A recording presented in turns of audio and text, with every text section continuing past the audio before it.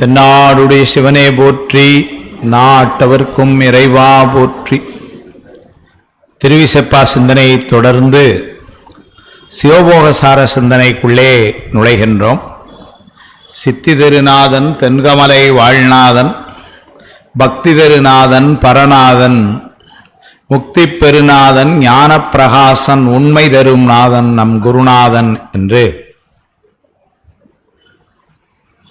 குருஞான சம்பந்த சுவாமிகளால் அருளி செய்யப்பட்ட இந்த சிவபோகசாரம் என்ற நூலிலே இதுவரை கிட்டத்தட்ட 57 பாடல்கள் நாம் நிறைவு செய்திருக்கிறோம். போன வகுப்பிலே நாம் நிறைவு பண்ணும் பொழுது 57வது பாடலில் நாம் கொண்டு நிறுத்தினோம். இன்றைக்கி அதனுடைய தொடர்ச்சியாக 58வது பாடலை நாம் சிந்திக்க வேண்டும். இன்றைக்கி ஒரு ரொம்ப சிறப்பான ஒரு நாள் என்ன என்று சொன்னால், விரல்மண்ட நாயனாருடைய குருபூஜை நன்னாள். அடியாருடைய இலக்கணம், அடியாருடைய வழிபாடு என்று சொன்னாலே சுந்தரமூர்த்தி சுவாமிகளையும் அவர் தந்து திருத்தொண்ட தொகையையும் நினையாமல் அந்த வழிபாடு இல்லை. அந்த திருத்தொண்ட தொகை வருவதற்கு காரணமாயிருந்தவரே விரல்மண்ட நாயனார். திருத்தொண்டத்தோடைய பெருமையை சொல்லும் பொழுது என்ன சொல்ற, தேசம் உய்ய திருத்தொண்ட தொகை மணித்தான்னு தான் சொல்றார். நேசம் நிறைந்த உள்ளத்தால் நில நிறைந்த மணிகண்டத்து ஈசன் அடியார் பெருமையினை எல்லா உயிரும் தொலையெடுத்து தேசம் உய்ய திருத்தொண்ட தொகை மணித்த திருவாளன் தான் சொல்றார். பல ஆசிரியர்கள் அவருடைய பெருமையை சுந்தர பெருமானை வணங்குறப்பவே அந்த திருத்தொண்ட தொகை தந்த பெருமையை சொல்லி தான் வணங்குறான். அவர் எவ்வளவோ அற்புதங்கள் அவர் செஞ்சது, ஆனாலும் திருத்தொண்ட தொகையை சொல்றார். ஒரு மனத்தை சிதைவு செய்து வல்வழக்கிட்டு ஆட்கொண்டவனை கொண்டே இருமனத்தை கொண்டருளி பணிகொண்ட வல்லாளன் எல்லாமுய்ய பெருமன சீர்திருத்தொண்ட தொகை விரித்த வேரருளின் பெருமாள் திருமண கோல பெருமாள் மலைப்பெருமாள் எமது குலதெய்வமாமால் மாதவசையான தமிழ்.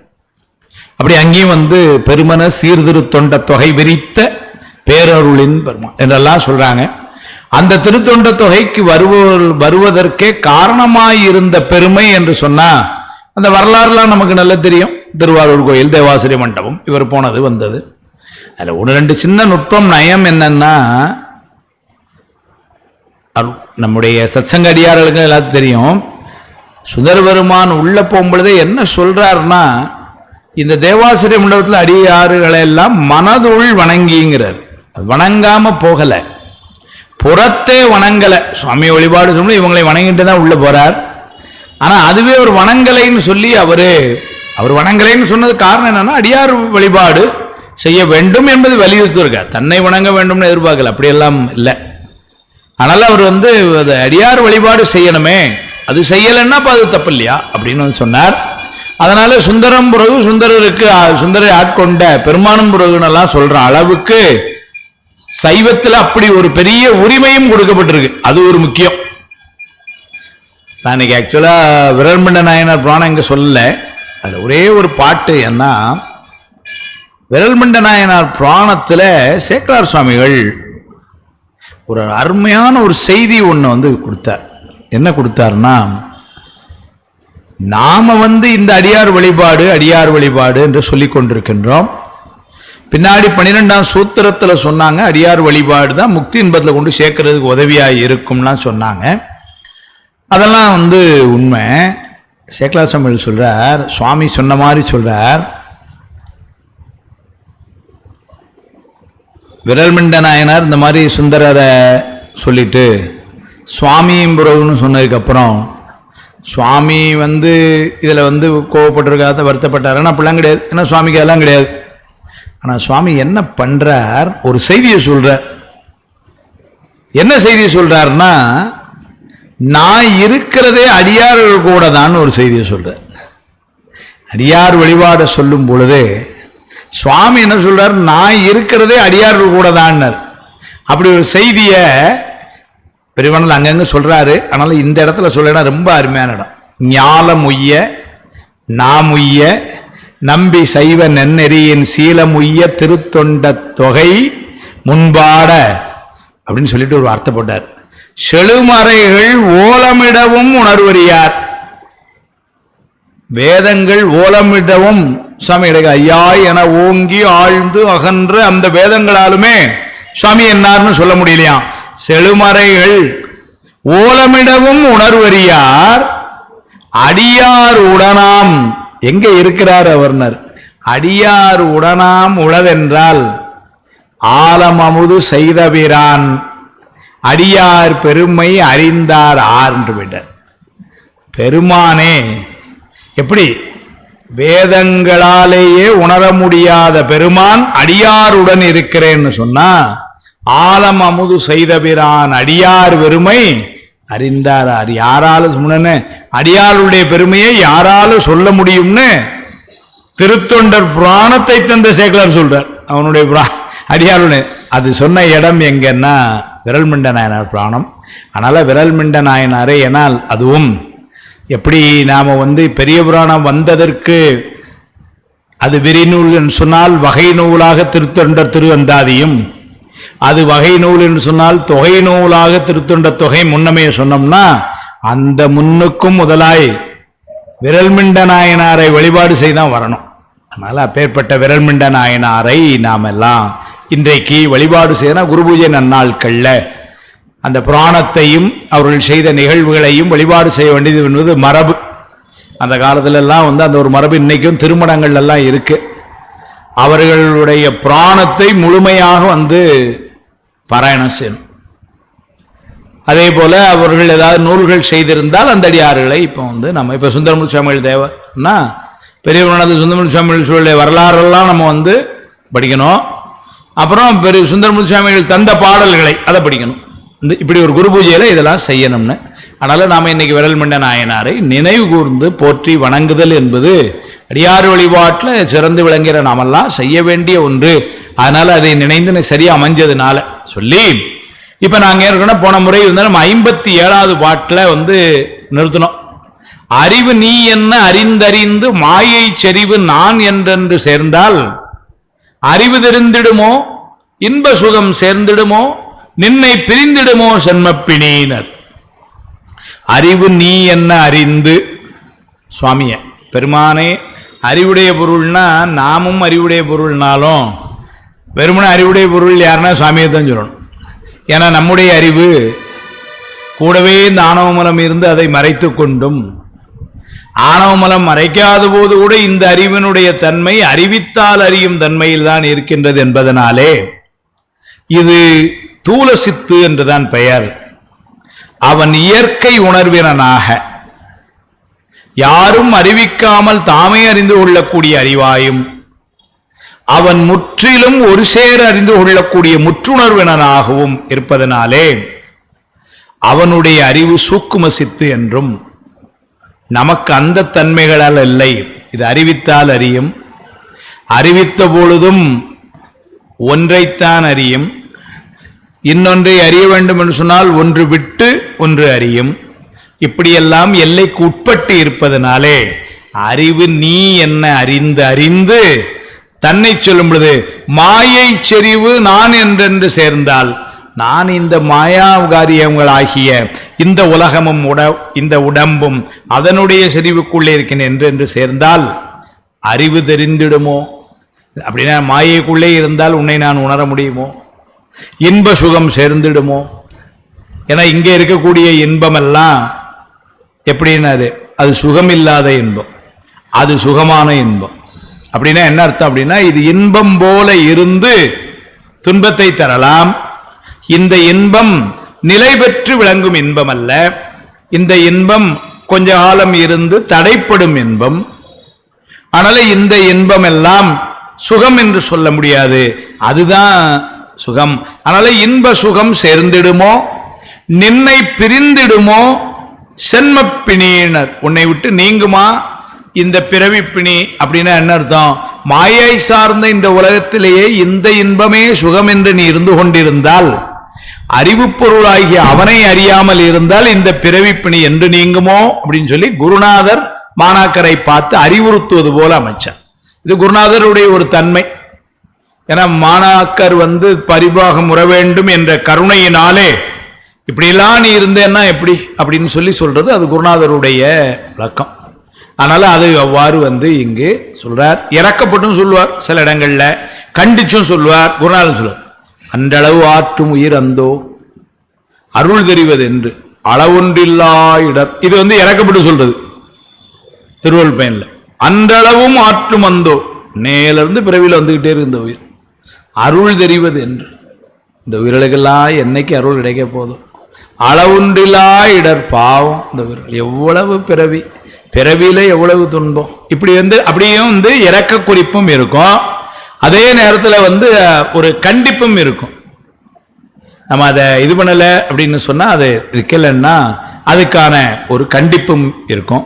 அப்படி ஒரு செய்தியா இந்த இடத்துல அறிவு நீ என்ன அறிந்தறிந்து மாயை செறிவு நான் என்றென்று சேர்ந்தால் அறிவு தெரிந்திடுமோ இன்ப சுகம் சேர்ந்திடுமோ நின்னை பிரிந்திடுமோ சென்மப்பினி என்று இது போன முறை நம்ம பார்த்தோம். இப்ப அதனுடைய அடுத்த பாடல் 58வது பாடல்ல அரணங்கள் தாம் எரித்த அத்தரே என்னுள் கரணங்கள் ஓட்டும் வகை காட்டியன் கரணங்கள் நீயதுவாய் நில்லாமல் நின்னறிவை கண்டருளில் போயதுவாய் நின்றுவிடப் போம். அரணங்கள் தாம் எரித்த அத்தரே, அரணங்களை எரித்தல் அப்படின்னா முப்புறங்களை எரித்தல். முப்புறங்களை எரித்தது என்பது சுவாமி. இங்க குருஞான சம்பந்தர் கமலஞான பிரகாசரை பார்த்து முப்புறம் எரித்த நீர்னு படுறார். அப்படின்னா என்ன அர்த்தம்னா குருநாதரை சிவபெருமானாகவே பார்த்தல். உண்மை விளக்கத்தில் கேள்வி கேட்க முடியாது. அப்படிதாங்க ஆறாறு தத்துவம் ஏது ஆணவம் ஏது அன்றேதான் மாறா வினை ஏது மற்றவற்றின் வேறாக நான் ஏது நீ ஏதும்பர். நீங்கிறது இந்த இடத்துல குருநாதர. ஆனா கேள்வியினுடைய அர்த்தம் என்னன்னா சிவபெருமானை பற்றி சொல்லுன்னு. அப்படின்னு என்ன அர்த்தம்? குருவே சிவம் என கூறினன் நந்தி. அதனால அந்த இடத்துல நீ என்பது குருநாதரை பார்த்து நீ என்று கேட்டாலும் அவர் சொல்ல வேண்டிய இயல்பு யாருடையதுன்னா சுவாமி. ஏன்னா சுவாமியும் குருநாதரும் ஒண்ணு. அதனால அது மாதிரி இவர் என்ன பண்ணார், சுவாமி செஞ்ச காரியம் முப்பெரும் எரித்தது, அதை தன்னுடைய குருநாதர் பார்த்து சொல்லாரு அரணங்கள் தாம் எரித்து அத்தரே என்னார். முக்தி பஞ்சாக்கர மாலைன்னு ஒரு நூல் திருவாவடுதுறை ஆதீன குரு முதல்வர் அனுஷாமூர்த்திகள் மேல பாடினார். அதுல சொல்றார் அரணங்கள் மூன்றும் எரித்தாய் சரணம் அதிலும் அன்பர் மரணம் படாது அருள் வைத்தாய் சரணம் வலிய அந்த கரணங்களால் மெலிந்தைத்தேன் சரணம் நின் பொற்களலே சரணம் தென் கோமுக்தி முக்தி பஞ்சாக்கர சற்குருவேம்பர். அரணங்கள் மூன்றும் எரித்தாய் சரணம். இது அப்படியே சொல்றார். அன்றைக்கு முப்புறம் எரித்தவன் நீ யாரு? நம்சியாமத்தில் பார்த்து சொல்றார் அரணங்கள் மூன்றும் எரித்தாய் சரணம் அதிலும் அன்பர் மரணம் படாது அருள் வைத்தாய் சரணம். அதுல யாரும் அன்பர்களுக்கு பாதிப்பே இல்லாம அதை பண்ண நீ. ஏன்னா ஒரு போர்னு வந்தா என்ன ஆகும்? சார் நம்ம டீம்ல இருந்தா 10 பேர் செத்தான், என்ன பண்ண முடியும் அப்படின்னு. அன்னைக்கு அரணங்க அந்த மூணே எரிக்கிறான். ஆனா எரிக்கும் பொழுது என்னாச்சுன்னாரு வேற யாருக்கும் பாதிப்பு இல்லையா? அன்பர் மரணம் படாது அருள் வைத்தாய் சரணம். நான் இப்படி இருக்கேன் வலிய அந்த கரணங்களால் மெலிந்தைத்தேன் சரணம். இந்த மனம் சித்தம் புத்தி அங்க இது பண்ற வேலை எவ்வளவோ பண்ணி கொண்டிருக்கேன், என்னெல்லாமோ பண்ணுது இல்லைங்களா? இப்பவுமே பாருங்களேன், மணி 8 எப்போ முடிப்பான்னு தெரில, மனசு எந்த யோசிச்சுட்டு இருக்குல்ல, அங்கேயும் இங்கேயும் சித்தம் வேற வீட்டில் போய் நம்ம தான் தோசை விடணும் சிந்திச்சுக்கிட்டு இருக்குல்ல, இப்படியெல்லாம் இது பண்ணோம். அதனால சொல்லாரு வலிய அந்த கரணங்களால் மெலிந்தைத்தேன் சரணம் நின் பொற்களலே சரணம் தென் கோ முக்தி முக்தி பஞ்ச ஆக்கிரச குருவேம்பாரு. அது மாதிரி இங்க அரணங்கள் தாம் எரித்த அத்தரே என்னுள் கரணங்கள் ஓட்டும் வகை காட்டீர். இந்த கரணங்கள் இந்த கருவிகள் எல்லாம் நீங்கணும்னு சொல்றீங்க, அந்த நீங்கிற வழி எங்களுக்கு காட்டுங்க. இந்த மெய்வாய் கண் மூக்கு செவி கை கால் வாய் எருவாய் இதெல்லாம் இந்த கருவிகளோடு தானே நாங்கள் இயங்கிக் கொண்டிருக்கிறோம். அப்ப இந்த கருவிகளில் இருந்து நீங்கும் வகை கரணங்கள் ஓட்டும் வகை காட்டீர். குருநாதரே நீங்களே இதை காட்டணும். இது மாணாக்கர் சொல். இப்ப குருநாதர் சொல்றார் கரணங்கள் நீ அதுவாய் நில்லாமல் நின்னறிவை கண்டு அருளில் போயதுவாய் நின்று விட போம்னர். அது எப்படி போகும் அப்படின்னு அருமையா சொல்றார். கருவி கரணங்களை உன்னுடைய இயல்பாக நீ மயங்காமல், ஏன்னா மாணாக்கருடைய கேள்வி என்னன்னா பெருமானே குருநாதர்கிட்ட சுவாமியாவே சொல்றார், அதனாலதான் அரணங்கள் தாம் எரித்த அத்தரே. ஒரே ஒரு விண்ணப்பம், என்ன விண்ணப்பம்னா நீங்க இந்த முக்தி இன்பம் போகணும்னா இந்த கருவி கரணங்கள் எல்லாம் விட்டு வெளியே வரணுங்கிறீங்க, அது எப்படி வர்றதை காட்டுங்க. இந்த மனசை விட்டு எப்படி நினைச்சு வெளியே வர முடியும்? சித்தத்தை விட்டு எப்படி வெளியே வர முடியும்? கண்ணு ஒன்று பார்க்கத்தான் செய்யும், காது ஒன்று கேட்கத்தான் செய்யும். இது எப்படி நாங்கள் இந்த கருவியை விட்டு நாங்கள் வெளியே வர அந்த வழியை நீங்கள் எங்களுக்கு காட்டிடுங்க அப்படின்னு சொல்லி ஓட்டும் வகை காட்டீர். இது மாணாக்கர் ஸ்டேட்மெண்ட். இப்போ ஆசிரியர் பதில் சொல்றார் கரணங்கள் நீ அதுவாய் நில்லாமல், கருவி கரணங்களை நின்னுடைய இயல்பாக நீ மயங்காமல், அவற்றது சடத்தன்மையை அறிந்தும். கரணங்களை பத்தவரை நமக்கு என்ன அறிவு இருக்கணும்னாரு, அதெல்லாம் சடப்பொருள், நாம சித்து பொருள். ஆனால அதனுடைய சடத்தன்மையை அறிந்தும். அப்புறம் என்னன்னாரு, அவை சடமாயினும் அவையின்றி நினக்கு அறிவில்லை என்று உணர்ந்தும்.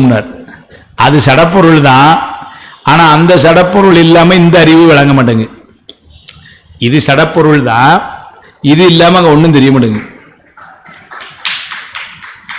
அதனால என்ன ஆயிடுச்சு, இந்த கண்ணுக்கு காணந்தன்மை இருக்குன்னு சொன்னா கூட கருவியாகிய இது முதல்ல சடம் என்று அறிந்து கொள்ள வேண்டும். அதே நேரத்தில் அதனுடைய உயிர்னு சொன்ன அது இல்லாமல் இந்த உயிர் விளங்கவில்லை என்றும் அறிந்து, மூணாவது இந்த உயிரையும் இந்த சடத்தையும் இணைத்தது திருவருளை நினைனர். நாங்க யாரும் நினைக்கணும், கண்ணு என்னுடைய கண் உயிர் தெரிய மாட்டேங்கு, அதுக்கு வந்த சடப்பொருள். இப்ப நான் யார நினைக்கிறேன், இந்த கண்ணாடியை எனக்கு பரிந்துரை செய்த அந்த டாக்டரை நான் இப்பொழுது நினைக்கிறேன். இல்லைன்னு வச்சுக்கோங்க, இந்த கண் இன்னும் அப்படிதான் இருக்கும், ஒண்ணுமே தெரியாது. அவன் போட்ட உடனே நல்ல கடைசி பெஞ்சில் இருக்கிறாள், அது முகன்னு தெரியுது எல்லாரும் அப்ப என்ன ஆகுதுன்னா, இப்போ இந்த அறிவையும் இந்த சடத்தையும் இணைத்த பெருமை கண் டாக்டருக்கு, என்னுடைய கண் வைத்தியர் அதை பண்ணி கொடுத்தார். அது மாதிரி இங்க இந்த உயிருக்கும், உயிர் என்ன தெரிய வேண்டும், தனக்கு ஏற்பட்ட கருவிகள் எல்லாம் சடம் என்றும் அந்த சடமின்றி தமக்கு அறிவு விளங்கவில்லை என்றும் அதற்கு துணையாய் நிற்பது திருவருள் என்றும் நீ என்றைக்கு உணர்கிறாயோ அன்றைக்கு இந்த கருவியில் இருந்து நீ வெளிவரலாம். அப்படின்னா இரண்டையும் சேர்த்த திருவருளை அதான் சொல்றாரு, கரணங்கள் நீ அதுவாய் நில்லாமல் நின் அறிவை கண்டு அருளில் போய் அதுவாய் நின்றுவிட. சங்கற்பநாதனத்தில் இப்பதான் வகுப்படுத்திட்டு வந்தேன் முந்தா நாள் காஞ்சிபுரத்தில். அதில் சொல்வார், அதில் மறுக்கிறார், பிற சமயங்களை உடனேயா மறுத்துக்கிட்டே வரார். அப்போ அதில் மறுக்கும் பொழுது என்ன சொல்றார், ஐக்கியவாத சமயம்னு ஒரு சமயத்தை மறுக்கிறார். அவர்கள் யாருன்னா வீர சைவர்கள் இன்னைக்கு சொல்றோமே, அல்லது லிங்காயத்து சைவர்கள் என்று பெங்களூர்ல போனீங்கன்னா பார்க்கலாம், நிறைய இருக்கான், நிறைய இருக்கிறாங்க. இருக்கட்டும், நல்ல நிறைய இருக்கிறாங்க, அதெல்லாம் நம்ம இல்லைன்னு சொல்லலை. அது கர்நாடகாவில் நிறைய இருக்கிறாங்க. நல்ல சிவ வழிபாட்டில் உரைப்பா இருப்பாங்க, சைவ உணவு வகைகளில் ரொம்ப தெளிவாக இருப்பாங்க, சுவாமி திரு வழிபாடு செய்வாங்க, எல்லாம் இருப்பாங்க. கொள்கைன்னு வரும்பொழுது எங்க ஒரு சின்ன தப்பு அவங்கள இதில் மாறுதுன்னா, ஆணவ மலம் என்கின்ற உண்மையை அவங்களை ஏற்றுக்கொள்ளவில்லை. அப்பதான் சுவாமி அவங்கள மறுக்கிறப்ப சொல்றார், நீ உன்னுடைய அறிவு உயிர் அறிவு உடைய பொருள்னு சொன்ன, ஆனா உயிர் அறிவுடைய பொருளா இருந்தாலும் கருவிகளை கொண்டுதானே உன்னை அறிய வேண்டியிருக்கு. அறிவுடைய பொருளா இருந்தா இந்த மெய்வாய் கண்மூக்கு செவி இல்லாமலே அறியணுமே, கருவிகள் இல்லாமல் நீ அறியணுமே. நீ கருவிகளை கொண்டுதானே அறிய வேண்டியிருக்கு. அது எப்படி நான் உனக்கு உணர்த்துறேன்னா, நீ தூங்கும் பொழுது உனக்கு ஒன்றும் அறியாமல்லாம் இருக்கு. யார் வந்தாங்கன்னு தெரியல சார், நேற்று ராத்திரி வீட்டில் பெல் அடிச்சிருக்காங்க, அப்படி தெரியாம தூங்கியிருக்கேன் அப்படிங்கிறோம். அப்போ ஏன்னா கருவிகள் வேலை செய்யல, கண்ணு வேலை செய்யல, வேலை செய்யல, தூக்கத்துல இருந்தோம். அதெல்லாம் என்ன, கதவு 4 தடவை தட்டி இருக்காங்க, அந்த சத்தமும் கேட்கல. ஏன் உங்களுக்கு காது கேட்காதா? கேட்கும். நேற்று ராத்திரி ஏன் கேட்கல? நான் தூங்கிட்டேன். அப்ப தூங்கும் பொழுது காது என்கின்ற கருவி வேலை செய்யல. அப்ப கருவிகள் வேலை செய்யாத போது வந்தது யார் என்று இந்த உயிர் அறிந்து கொள்ளவில்லை. அப்ப ஒன்னொன்னையும் கருவியை கொண்டுதானடா அறியிற அப்படின்னு சொல்லி முதல்ல என்ன பண்ணார், கருவியுடைய இன்றியமையாமை சொல்லி அடுத்தால ஒண்ணு சொல்வார், ஒருபடி மேல போய் கருவிகள் இருக்கும் பொழுதே நீ அறிய மாட்டேங்கிறிய என்பர். அடுத்தால ஏதோ ஒரு நிகழ்வு, நான் இன்னைக்கு காலையில ஒண்ணு சொன்னேன், அதுக்கப்புறம் சாயங்காலம் சொன்னேன், காலையில் என்ன சொன்னேங்கிறது மறந்து போச்சு. அப்ப என்ன, இது நல்ல விழிப்பு நிலையில தான் இவங்கள்ட்ட போன்ல பேசினேன். சாயங்காலம் அங்கே வரேன், நீங்க வாங்க அப்படின்னு விழிப்பு நிலையில தான் பேசினேன். அப்புறம் அவங்க சாயங்காலம் போன்ல சொன்னாங்க, இப்ப திரும்ப அவங்க வரும்பொழுது சொன்னாங்க, நீங்க வரும்பொழுது இந்த புத்தகம் எடுத்துட்டு வாங்க எனக்குன்னாங்க. இப்ப நான் எடுத்துட்டு வரல, மறந்துட்டேன். என்ன அப்படின்னு கேட்டா, காலையில முழிச்சிருந்தானே பேசுன நீ? ஆமா. 2வது தடவை புத்தகம் எடுத்துட்டு வரேன்னு முழிச்சிட்டு தானே சொன்னேன், தூங்கிட்டா சொன்னேன்? இல்ல முழிச்சிட்டு தான் சொன்னேன். இப்ப ஏன் எடுத்துட்டு வரல? அதான் மறந்துட்டு. அப்ப என்னாச்சு, கருவிகள் விழிப்பா இருக்கும் பொழுது உனக்கு அறியாமை இருக்கு, கருவிகள் இல்லாமலும் உனக்கு அறியாமைதான், கருவிகள் இருக்கும் பொழுதும் உனக்கு அறியாமைதான். இதுக்கு என்ன காரணம்னாரு, இப்ப நம்ம பாயிண்ட்டுக்கு வந்துடும். இது காரணம் ஆணவ மலம். அது அறியாமையை தருகிறது. அதனால அந்த அறியாமையில் இருந்து நாம் வெளிவருவதற்கு துணையாயிருக்கின்ற கருவிகளை நமக்கு உதவிக்கு வந்த கருவிகள் என்று அறிந்து அது நாம் அல்ல என்று உணர்ந்து அந்த கருவிகளை கொண்டுதான் என்னால் அறிய முடியும். அது சடப்பொருளாய் இருந்தாலும் கூட அதுதான் நான் அறிவதற்கு துணையாயிருக்கிறது. அதனுடைய மேன்மையை உணர்ந்து அறிவுடைய எனக்கு நான் அறிவதற்கு அறிவற்ற பொருள் உதவுகின்ற நிலையிலே நான் இருக்கிறேன் என்று சொன்னால் அதற்கு துணையாயிருந்த திருவருளை வியந்து அந்த திருவருள் வழி நின்னில். இதான் உபதேசம். அதான் அந்த பாட்டில் சொல்ற. கரணங்கள் தாம் எரித்த அத்தரே என்னுள் கரணங்கள் ஓட்டும் வகை காட்டீர். அப்ப கரணங்கள் நீங்கணும்னா என்ன செய்யணும்னாரு? திருவருளே துணை என்று நிற்பது. நீங்க சோபோசரமாகட்டும் எந்த சாத்திரமாகட்டும் கடைசியில் சுத்தி சுத்தி எங்க கொண்டு நிறுத்துவாங்கன்னா வழிபாட்டில் நல்லுங்க. சொக்கநாதர் பிடிச்சிக்கங்க எல்லாம் சொக்கி போகும்ட்டார். வேற ஒண்ணும் இல்லை. அதான் சொல்ற. இதைத்தான் 2 வருஷமா சொல்லிட்டே இருக்கியா நீ அப்படின்னு நினைக்கிறீங்க வந்து. ஏன்னா அந்த வழிபாடு என்பதை ஏன்னா கருவியை விட்டு நீங்கணும்னா எப்படி நீங்க முடியும்? இந்த கண்ணாடி இல்லாமல் என்னால் முடியாது. இது எனக்கு ஒரு கருவி. கண் பார்வை இல்லாமல் இருக்க முடியுமா? இதுல என்ன பின்னாடி வருது நுட்பம். கருவிகள் நீங்கினா என்ன ஆகும்னா ஒரு சந்தேகத்தை கேட்பார். கருவிகள் நீங்கினா திரும்ப கேவலத்துக்குள்ள போயிருவீங்க என்பர். ஏன்னா கேவல நிலையில இருந்த நமக்கு தான் கருவிகள் கொடுத்தான். கேவலம் சகலம் சுத்தம் என்ற ஆன்மா மூன்றவத்தை மேவன் கேவலம் தன்னுண்மை காவலன் பொறிகள் கொடுத்த போது சகலனாம் சித்தியார் சொல்லிச்சு. அப்ப அந்த பொறிகள் கருவிகள் எல்லாம் நமக்கு கொடுத்துதான் கொஞ்சம் கொஞ்சம் நம்மளை அறிய வச்சான். இப்ப அதையும் கட் பண்ணிட்டோம்னு வச்சுக்கோங்க, என்னாகும்? திரும்ப பேக் அறியாமைக்குள்ளல்லவா போயிரும். ஆனா நீங்க கருவிகளை விட்டு வெளியே வா, கருவிகளை விட்டு வெளியே வாங்குறீங்களே அப்படின்னு வந்து சொல்றார். அப்பதான் அவர் சொல்றார், நீ துணிஞ்சு வெளியே வா. கருவிகளை கொண்டு அறிகின்ற காலம் உனக்கு ஏன் வந்தது என்று சொன்னால் உனக்கு அறியாமை என்கின்ற தொடர்பு ஏற்பட்டதினாலே அந்த அறியாமையை நான் நீக்கி விடுகிறேன், நீ அதனால தைரியமா வாழ்னார். அப்ப கருவிகளை விட்டு நீங்கினாலும் அவன் நேர கொடுக்க நம்ம நேர வாங்க. நடுவில் ஏஜென்ட் ஒன்றும் கிடையாது. இனிமே சுவாமி சொக்கநாதர் நேர கொடுப்பார், நம்ம நேரம் வாங்கிக்கலாம். அந்த நிலைக்கு நம்ம உயர்த்துறதெல்லாம் பின்னாடி சொல்ல போறார். அதனால நீ அதுவாய் நில்லாமல் நின்னறிவை கண்டு அருளில் போய் அதுவாய் நின்று விட போம்ன. திரு நின் அருளில் போய் அப்புறம் என்ன பண்ணார்? அதுவாய் முதல்ல திருவருளுக்குள்ள வரணும். அதுதான் அதுவாய் போயினர். ஏன்னா சகல நிலையிலே இருக்கின்ற நமக்கு இது எல்லாம் திருவருள்ங்கிற நினைப்பு முதல்ல வரணும். ஏன்னா அதுக்கு முன்னாடி எப்படி இருக்குன்னா இந்த ஆணவ மூலம் எல்லாம் நான் என்று நினைக்கிறது. இந்த செயல்களெல்லாம் நான் செய்கிறேன் என்று ஆணவ மூலம் நினைக்கிறது. முதல்ல என்ன நினைப்பு வரணும்? இது நான் செய்யல திருவருள் செய்துன்னு வரணும் முதல்ல. அப்புறம் வந்ததுக்கு அப்புறம் என்ன செய்யணும் சார்னாரு? அதையே பிடிச்சுக்கோன்னார். இந்த ஒரு செயலை மட்டுமில்ல, எல்லா செயலுமே அப்படித்தான். அதனால என்ன முதல்ல திருவருளை நினைந்து அப்புறம் அதுவாய் எல்லாம் திருவருள்னு நின்னுட்டோம் அப்படின்னா கருவிகள் தானா விலகும். அப்படின்னு கருவிகள் விலக வேண்டும் என்று மாணாக்கர் கேட்ட கேள்விக்கு ஆசிரியர் அதற்கு எவ்வாறு நீங்கும் என்பதற்கு நமக்கு வழி சொல்லி கொடுத்தார். அதனால நம்ம செய்ய வேண்டியதெல்லாம் திருவருளை சார்ந்து நிற்றல் என்று சொன்னார். அடுத்த பாட்டில் தான் அல்லாது அத்தனையும் தான் என்று உழலாமல் தான் எல்லாம் ஆயதனுள் தாக்காமல் தான் எல்லாம் ஆனோம் என்னும் போதம் தாக்காமல் ஈசனிடத்தானே ஆயினவானாம். தான் அல்லாது அத்தனையும் தான் என்று உழலாமல். நிறைய நேரம் அப்படிதான் இது. நான் வேடிக்கையா சொல்லுது, எல்லாம் பெரியவங்களா தான் இருக்கிறோம். வீட்டில் பாதி பிரச்சனையே எப்படின்னா நமக்கு சம்பந்தம் இல்லாத விஷயத்துல எல்லாம் போய் ஐடியா சொல்றது. அதான பிரச்சனை. கம்முன்னு வாட்டி இருந்தோம்னு வச்சுக்கோங்க, வீடு அமைதியா இருக்கும். நான் போய் எப்படி சாம்பார் வைக்கணும்னு ஐடியா சொல்றது என்ன ஆகும்? அதோட அதுக்கப்புறம் நான் சொல்ல வேண்டாம் வந்து. அப்ப என்ன ஆகுதுன்னா தான் அல்லாத அத்தனையும் நான் இல்லாத விஷயத்துல எல்லாம் தான் என்று உழலாமல் அப்படின்னா.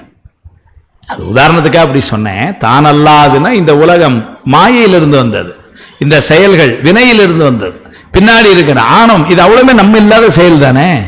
நான் என்பது உயர், மாயை என்பது எனக்கு சுவாமி கொண்டு கொடுத்தது, கண்மம் என்பது சுவாமி எனக்கு கொண்டு கொடுத்தது, ஆணவம் சனியும் கூட இருக்குது. இது அவ்வளோ வந்து பார்த்தீங்கன்னா நான் இல்லைல்ல. ஆனா என்ன ஆகுதுன்னா, நான் அல்லாத எல்லாம் நான் என்ன பண்ணியிருந்தேன், நான் என்று எடுத்து தான் அல்லாத அத்தனையும் தான் என்று உழலாமல், செல்லாமல்னு சொல்லல, உழலாமல். ஏன்னா நாய் தான் அங்கேயும் உளரும் அப்படின்னா என்ன அர்த்தம்னா, குறிக்கோள் இல்லாம அங்கேயும் போகும். ரொம்ப இழிந்த நிலையில சொல்லிட்டார் நம்மள. மானையர் நோக்கி மணவாளா மண்ணே நின்சீர் மரப்பித்து ஊனே புக எந்தன்னை உழல பண்ணுவித்துட்டாயினர். இந்த உலகத்துல நீ என்னை கொண்டு இறக்கி விட்டுப்பா, இருக்க வச்சேன்னு சொல்லல, ஏன்னா அங்கேயும் உழல விட்டுருக்குற நீ தான் அனுப்பிச்சக்கல. ஒரு நல்ல பதவி நல்ல ஒரு இதை கொடுத்து வச்சியா? இல்லை, அங்கேயும் என்ன உழல விட்டுரு அப்படின்னு குலைத்த பதில் சொல்ல. இந்த உழலுதல் திரிதல் இப்படிலாம் சொன்னா என்ன அர்த்தம் அப்படின்னா, ரொம்ப அதாவது சென்றான் வந்தான் அப்படின்னு சொன்னா அது பெருமை. என்ன அங்கேயும் தெரிஞ்சுட்டு இருக்கிறீங்க, உட்காருங்க ஒரு இடத்துல அப்படிதானே சொல்லுவோம். வாக்கிங் போறவங்க பார்த்து நம்ம அப்படி கேட்போம், இல்லை அவர் போய் கொண்டிருக்கிறார் நடந்து கொண்டிருக்கிறாருமோ. ஒரு குறிக்கோள் இல்லாம அங்கேயும் போயிட்டு இருந்தோம்னு, என்ன அங்க போறீங்க அங்கேயும் தெரிஞ்சுட்டு இடத்துல உட்காருங்க அப்படின்னு பேசுவோம். அதே மாதிரி உழலுதல்ங்கிறத எங்க சொல்லுவோம்னா நாய்க்கு சொல்லுவோம். நாய்தான் போல நடுவே திரிந்து உமக்கு ஆட்பட்டோர்க்கு வாய்தான் திரவீர் திருவாரூரில் வாழ்ந்து போதீரே. நாய்தான் போல நடந்தும் இல்லை, நாய்தான் போல திரிந்தும் இல்லைங்களா? அது மாதிரி இங்க சொல்லிட்டார், தான் அல்லாது அத்தனையும் தான் என்று உழலாமல், தான் எல்லாம் ஆயதனுள் தாக்காமல். அப்ப கருவிகள் தொடக்கொண்டு நிற்காமல் நீங்கி அந்த ஏகதேச உணர்வில் இருந்து வெளிவந்து கருவிகளை வாதனை பற்றற கழிதலும்னு உரை எழுதினார். கருவிகள்ல இருந்து முதல்ல வெளியே வந்து கருவிகள் வாசமே இல்லாத அளவில் ஒளிந்து, அப்ப கருவிகள் வாசம் ஒளியணும்னா என்ன பண்ணணும், நமக்கு யாராவது ஒரு கூட்டணி வேணும். அப்ப என்ன திருவருள்ங்கிற துணையில கூட நிக்கணும். அதாங்க சொன்னார், தான் எல்லாம் ஆயதனுள் தாக்காமல், கருவிகள் நம்மை தாக்காமல், தான் எல்லாம் ஆனோம் என்னும் போதம் தாக்காமல், ஆன்ம போதம். தான் எல்லாம் ஆனோம் என்று, நான் இப்படி வளர்ந்திருக்கிறேன், இப்படி செய்திருக்கிறேன், இந்த பதவிக்கு வந்திருக்கிறேன், செய்கிறேன், இதெல்லாம் தான் எல்லாம் ஆனோம் என்னும் போதம் தாக்காமல். ஆணவ மலத்தினுடைய சேட்டைகளை எல்லாம் பாஷ்யத்தில் சொல்லும்போது சுவாமி சொல்லுவார், ஒன்று சொல்லுவார், விசித்திரம்னு ஒன்று சொல்லுவார். ஆணவ மலத்துக்கு உள்ள காரியங்கள் மோகம், மதம், தாபம், ராகம், கவலை, வாட்டம், விசித்திரம். ஒன்னுக்கு மோகம்னா என்ன, மதம்னா என்ன, ஒன்றுனா சுவாமி சொல்லிட்டே வர்றாரு. அதில் விசித்திரம்ங்கிறதுக்கு என்ன சொல்வார்னா, இந்த உலகத்துல எனக்கு வேண்டிய இடம் இருக்கு, என் பிள்ளைகள் நல்லா இருக்காங்க, இதற்கு எனக்கு இதுக்கு மேல என்ன சார் வேணும், அந்த மாதிரியான ஒரு எண்ணத்தை கொடுக்குறது ஆணவமலம்னார். கவலையை கொடுக்கறது ஆணவமலம் தான். சார் என்ன பண்ண போறோம்னு தெரியல, ரிட்டையர் ஆயாச்சு, இனிமே தான் பயமா இருக்கு, இப்படின்னு சொல்ல போறது ஆணவமலம் தான். அதே நேரத்தில் விசித்திரமாய், எனக்கு என்ன சார் வீடு இருக்கு, வயல் இருக்கு, ரிட்டையர் ஆச்சு, வேலையில் ஜாலியா இருக்கு, அப்படி சொல்றது ஆணவமலம் தான்ட்டார். ஒரு வகையில எல்லாம் சுவாமி இருக்கிறது வேற, அது விசித்திரம் இல்லை. ஆனா எனக்குன்னு என்ன குறை, என்ன எவன் நான் எவனுக்கு போய் பதில் சொல்லணும், இனிமே அப்படிலாம் ஒண்ணும் இல்லை அப்படின்னு சொல்ல பாருங்களேன். இந்த எண்ணம் வர்றதெல்லாம் விசித்திரம். அது எங்கேருந்து வருதுன்னாரு, ஆணவ மலத்துல 7 குணம் சொல்றாரு, அதுல ஒரு குணம் விசித்திரம். அதைத்தான் இங்க சொன்னாரு, தான் எல்லாம் ஆனோம் என்னும் போதம் தாக்காமல் அப்படின்னு, ஆன்ம போதம் தாக்காமல், ஈசனிடத்தானோ நானே ஆயினவனாம்.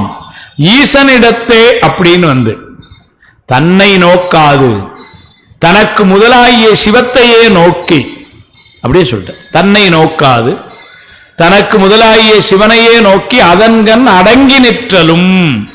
அவ்வாறு உடையவர்கள் சிவமாம் தன்மை என்ற பெருவாழ்வை பெறுவர். அதான் கடைசி சொன்னது, ஈசனிடத்து ஆனோனே ஆயினவனாம். அப்ப இருக்க வேண்டியது எப்படின்னாரு, ஈசன். இந்த முனிவர்களுக்கு ரொம்ப பெரியவர்கள் யாருன்னா அதுக்கு இது எழுதும் பொழுதே அவங்கள யாரு அப்படின்னு எழுதுறப்ப என்ன எழுதுவாங்கன்னா, அவனுடைய பேரறிவுக்குள் நம்முடைய அறிவை ஒடுங்க நிற்ற பெரியோர்னு அப்படின்னு, அவனுடைய பேரறிவுக்குள்ள நம்ம அறிவை அங்க ஒன்று ஒடுக்கி, அப்படின்னு என்ன அர்த்தம், சுவாமி நீங்க பார்த்துக்கங்க, நமக்கு ஒன்றும் தெரியாது, இனிமே நீங்க பார்த்து அப்படின்னு சொல்லி, அப்ப என்ன நம்ம உடைய அறிவு என்பது ஒரு மெழுகுவர்த்தி மாதிரி, அவனுடைய அறிவு என்பது சூரிய ஒளி மாதிரி. சூரிய ஒளிக்குள்ள இந்த ஒளி என்ன அடங்கி நிற்கும். ஆதவந்தன் சந்நிதியில் அம்புலியும் ஆர்சோதி அடங்குமா போல். உண்மை விளக்கம். அந்த மாதிரி நாம என்ன பண்ணணும், அடங்கி உள்ள நின்றுக்கிட்டோம்னா வம்பு இல்லை. அதுதான் சொல்றாரு, ஈசனிடத்து ஆனோனே ஆயினவனாம். அதுதான் பெற வேண்டியது. அப்ப நம்ம செய்ய வேண்டியதெல்லாம் பெருமானுடைய திருவருளுக்குள்ள நாம போய் நின்று கொண்டோம் என்று சொன்னா அது அடங்கும் என்று சொல்லிட்டார். இத நேர்முறையா சொன்னார். இப்போ அப்படின்னா என்ன சொன்னாரு, நேர நீங்க ஈசனிடத்தில் அடங்கி நில்லுங்கள், தாயான் எனது என்பதல்லாமல் ஈசனிடத்தில் நில்லுங்கள் நேரு சொன்னார். அதை அடுத்த பாட்டில் அப்படியே அதே கருத்தை எதிர்மறையில் வச்சு பேசுறேன். அதாவது எதிர்மறையில் வச்சு பேசுறேன். இப்போ உண்மை பேசிய இது நேர்னு சொல்றது, எந்த சூழ்நிலையிலும் போய் பேசாதீர், இது எதிர்மறையில் சொல்றது.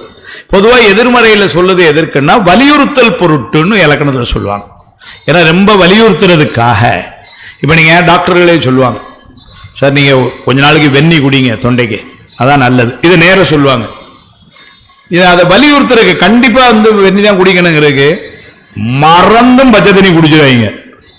அப்படின்னா என்ன அர்த்தம், வெந்நி குடிங்கன்னு சொன்னதுதான். இப்ப இதை வலியுறுத்துறதுக்காக நீங்க வெயிலெல்லாம் போயிட்டு வந்தா கூட பச்சை தண்ணியை மட்டும் கண்ணில் பார்க்க கூடாது நீங்க. அப்படின்னா என்ன அர்த்தம், அது எதிர்மறையில முதல்ல சொன்னது தான். இது ஒரு இலக்கண மரபு. நம்ம குழந்தைகள்கிட்ட கூட சொல்லுவோம், ஏதாவது ஒன்று சொன்னா கூட நீ இப்படிதான்ப்பா இருக்கணும்னு சொல்றோம். அதே செய்தி சிலைங்கள்ல எந்த சூழ்நிலையிலும் நீ மாறக்கூடாது, ஆமா அப்படின்னு சொல்றோம். அதே மாதிரி இவர் என்ன பண்றார், நமக்கு இங்க வலியுறுத்துறார்.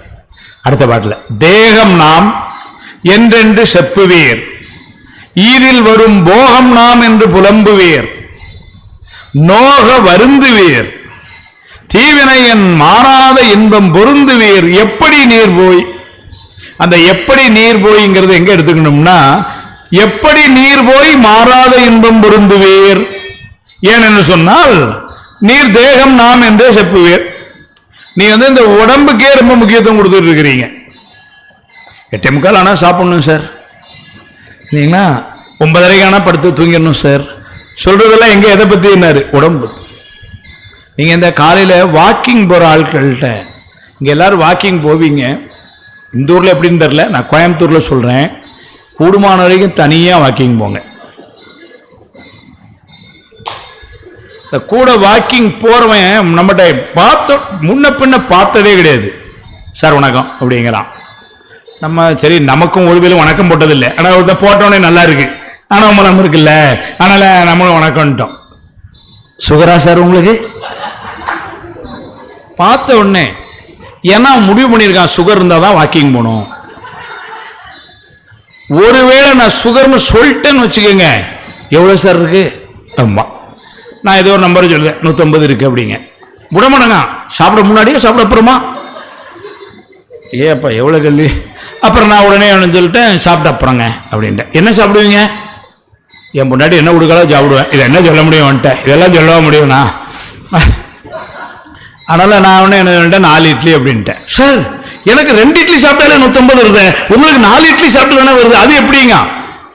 உனக்கு வராது, நான் என்ன செய்ய முடியும் இதுல. அடுத்த மறுநாள் நான் உடனே பார்த்தேன், இன்னொருத்தன் வாக்கிங் போகுது, சார் வணக்கம்னா. ஆஹா இவன் சுகரை கேட்க போறான்னு நான் ரொம்ப ஒரு ஸ்டெப் போய் ஒதுங்கிட்டேன். அவன் உடனே சார் உங்களுக்கு சுகரா சார்னா, கிடையாதுன்ட்டேன். சுகர் பிரஷரு கிடையாது. இல்லை முதல்ல சுகர்னு கேட்டான், நான் இல்லைன்ட்டேன். அப்புறம் ப்ரெஷரு அப்படின்னா இல்லைன்ட்டேன். அப்புறம் என்னமோ சார் இந்த கொரோனா இப்போ இந்த இதில் பார்த்தீங்களா அது அப்படின்னு என்னமோ கேட்டான். அது பார்த்தாச்சு நல்லா இருக்கேன் அப்படின்ட்டேன். சார் இப்போ உங்களுக்கு வேற ஒன்றும் பிரச்சனை இல்லை அப்படின்னா, இல்லைப்பா இப்போதான் மாஸ்டர் செக்அப் பண்ண, டாக்டர் ஒன்றும் பிரச்சனை இல்லை சொல்லிட்டாருன்னு. சார் கவனமா இருங்க, திடீர்னு ஹார்ட் அட்டாக் வந்துடும் அப்படிங்க.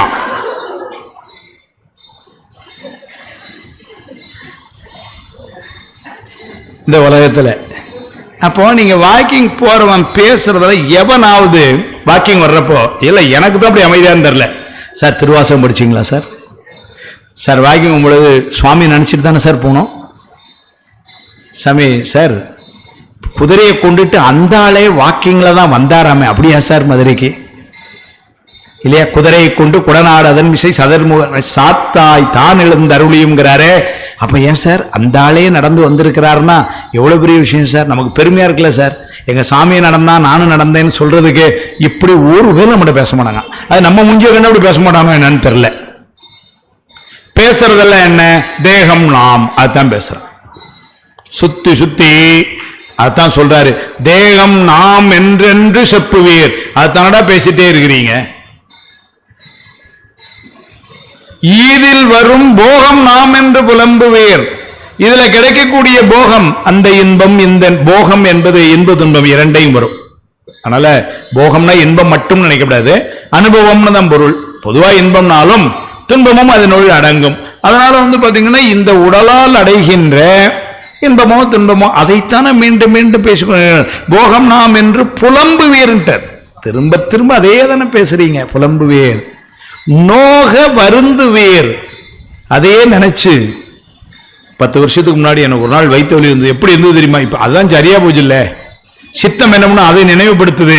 இப்ப அதை நினைச்சு திரும்ப வருத்தப்பட்டு விட்டுருங்க. எப்படி வயிற்று வலி தெரியுமா, அது சரியாயி 10 வருஷம் ஆச்சு, அதுக்கப்புறம் வயிற்று வலியே வரல. இருந்தாலும் என்ன பண்ணுவோம், நினைக்கிறோம். இல்ல இல்ல அது ஏன் நினைக்கிறேன்னா இன்னொரு வந்துருமோன்னு பயமா இருக்கு. இப்படி நோக வருந்துவேர். தீவினையில் இப்படி இதுக்கெல்லாம் காரணம் இந்த தீவினையில் இப்படியே இருக்கிற நீர் எப்படி நீர் போய் மாறாத இன்பம் பொருந்துவீர். பாட்டு அப்படி பார்க்கணும். நீ இப்படி இருந்து கொண்டு இருந்தேல் என்று சொன்னால் அருமையா சொல்லிட்டார். அப்போ ஒரு மார்க்கத்தை நமக்கு குருஞான சம்பந்தர் கேட்டார். போன பாட்டுல நேரடியா சொல்லிட்டார், இப்படி இருக்கணும்னு சொல்லிட்டார், திருவருளே இருக்கன்னு. இப்ப என்ன பண்றாரு, நம்ம எப்படி இருக்கலைங்கிறத காட்டுறார். நம்ம எப்படி இருக்கிறோம், திருவருள் சார்ந்த நிற்காமல் நாம் எப்படி நிற்கிறோம்னா, மேலும் மேலும் இந்த தேகம் நாம் என்று உயிருக்கு வேண்டிய வேலைகளை நம்ம எதுவும் செய்யல. நாம சுத்தி சுத்தி செய்யறதெல்லாம் இந்த தேகத்துக்கு. நான் என்னுடைய வகுப்புகளில் பொதுவா சொல்றது, பெரியவங்கள்ட்ட அடிக்கடி சொல்வேன், நீங்க உங்க குழந்தைக்கு நகை வாங்கி வைங்க, தங்கம் விலை ஏறுது, நிறைய எப்பவுமே வாங்கி வச்சிருங்க, இன்னும் ஏறும். அடுத்தல கார் வாங்கி கொடுங்க, வீடு வாங்கி கொடுங்க, 2 பிள்ளைகள் ஆளுக்கு ஒரு வீடு இப்படி வாங்குங்க, எல்லாம் சந்தோஷம். இது அவ்வளவும் அந்த குழந்தையினுடைய உடல் இருக்கும் அளவில். அந்த உடலை தாங்கி வந்த அந்த உயிருக்கு நீங்க என்ன வாங்கி வச்சீங்கன்னு கேட்டேன். உயிருக்கு நம்ம என்ன வாங்கி வைக்க தெரியல. நான் சொல்றேன், 10 திருமுறை பாட்டை சொல்லி கொடுங்க, அது உயிருக்கு செல்லும். சைவத்தின் மேற் சமயம் வேறில்லை, அதில் சார் சிவமாம் தெய்வத்தின் மேல் தெய்வம் இல்லனும், நான்மறை செம்பொருள் வாய்மை வைத்த சீர்திரு தேவாரமும் திருவாசகமும் உய்வை தரச் செய்த 4வர் பெற்றாள் எம் உயிர் துணை. அது யாருக்கு, உயிருக்கு உய்வு. அதனால நீங்க உடலுக்கு வேண்டிய நிறைய வாங்கி கொடுங்க, குழந்தைகளுக்கு வேண்டியதெல்லாம் வாங்கி கொடுங்க, அதெல்லாம் சந்தோஷம், நல்லா இருக்கட்டும். அதெல்லாம் ஆனா நீங்க என்ன பண்ணுங்க, அதோட அதான் உயிருக்கு வேண்டியதையும் கொஞ்சம் சேர்த்து வச்சிருங்க. தேகம் நாம் என்றென்று செப்புவீர். உயிரை பத்தி கவலைப்படாம விட்டுட்டீங்களே, அதனால அதுக்கு நீங்க என்ன பண்ணாரு, திருமுறையை சொல்லி வைங்க. ஒரு 10 தேவாரம் படிச்சு வச்சதுன்னு வச்சுக்கீங்களேன், நிச்சயமா சொல்றேன், அடுத்த பிறவி ஒன்று இருந்தால் அதுலயே ஒரு மேன்மையான பிறவியாக இருக்கும். ஏன்னா அந்த பிறவிக்கு வரும் பொழுதே தேவாரம் தெரிஞ்சு வருது உள்ள. நீங்க இப்ப யதார்த்தமான உலகத்துல இப்ப நம்ம இங்க ஒரு 50 பேர் உட்கார்ந்து இருக்கிறோம். நீங்க எப்ப தேவாரம் படிக்க ஆரம்பிச்சீங்க அப்படின்னு ஒரு கேள்வி கேட்ட, கேள்வி சாதாரண கேள்வி, எப்ப திருமுறையில் படிக்க ஆரம்பித்தீர்கள் அப்படின்னு கேட்டா எல்லாருக்குமே வெவ்வேறு பதில் இருக்கு. ஒருத்தர்னா 20 வயசுல படிச்சேன், ஒருத்தர் சார் நான் அது 7 வயசுலேயே படிக்க ஆரம்பிச்சேன், ஒருத்தர் சார் இப்பதான் ரிட்டையர் ஆனதுக்கு அப்புறம் தான் இப்பதான் ஒரு 6 மாசமா இதை படிக்கேன். இப்படி வித்தியாசம் இருக்கு. ஏன் இந்த வித்தியாசம் அப்படின்னா, இது போன பிறவியில இருந்து வர்ற தொடர்ச்சி. அப்ப அதனால என்ன, இப்பவுமே அதை ஒருமைக்கண் தான் கற்ற கல்வி ஒருவருக்கு எளிமை மேமாப்புடைத்து, அது எங்க இந்த மெய்நூல்கள் கல்வி பின்னாடி வரும். இல்ல ஒருமைக்கண் தான் கற்ற கல்வினா, இப்போ நான் 7ஆம் கிளாஸ் படிச்சேன், அடுத்த வருஷம் பிறந்தவொடனே நேர 8ஆம் கிளாஸ்ல போய் அட்மிஷன் போட முடியாது, டிசிஏ மூல கையில் இருக்காது. ஆனா இது நிற்கும். ஒரு ஒரு அனுபவத்தை பகிர்ந்துக்கா சொல்றேன். எங்க ஊர்ல நான் ஒரு 25-27 வயசு இருக்கும் பொழுது கோயிலுக்கு சாயங்காலம் போகும்பொழுது பார்த்தீங்கன்னா ஒரு சின்ன பையன் ஒருத்தன் வருவான் கோயிலுக்கு. அவங்க அத்தை அவனை தூக்கிட்டு வருவாங்க. உங்கள் அத்தையும் மாமாவும் ரொம்ப திருமுறையில் ஈடுபாடு.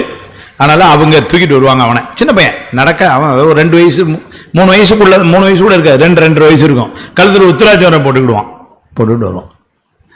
அப்போ நான் ஒரு நாள் என் நண்பர்கள் நம்ம மாணவர்கள் எல்லாம் கோயிலில் சாமி கும்பிட்டுட்டு நாங்கள் வெளியே வரோம். அவங்கள நாங்கள் 6, 8, 7 வழிபாடு. அப்புறம் எங்கள் வீட்டுக்கு சித்தாந்தம் படிக்கணும். அதுக்கு அப்படி வெளியே வரோம்.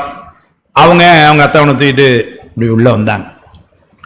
இல்லை, அவனும் கோயிலேருந்து சாமி கும்பிட்டுட்டு வெளியே வந்தான். இல்லை சாரி, கோயிலுக்கு வாரான். இப்போ அவன் ஏதோ நாங்கள் இறங்கி நடந்து வந்தானே இப்படின்னு கேட்டோம் அவனை. ஏன்னா அவற்றை தூக்கிட்டு வராங்க. சின்ன பையன், நல்லா பேசுவான் சின்ன பையன். அதனால் நாங்கள் என்ன கேட்டோம், நடந்து வந்தானடா, என்னடா அவனை தூக்கிட்டு அப்படின்னு சும்மா அவன்கிட்ட வம்பு பண்ணுறது. அவனே என்ன சொன்னான், இறங்கி நடந்தால் கல் குத்தும்ல அப்படிங்க. சின்ன பையன், கல் குத்தும்ல. உடனே என் கூட இருந்த நண்பர் ஒருத்தர், செருப்பு போட்டுக்கிட வேண்டி தானே அப்படின்னு கேட்டார். அவன் சொன்ன பதில் நீங்கள் யாரும் எதிரே பார்த்துருக்க முடியாது. 2.5 வயசு இருக்கும். செருப்பு போட்டுக்கிட வேண்டி தானே அப்படின்னு நான் கேட்டோடனே, உத்திராஜம் போட்டிருக்கோம்ல,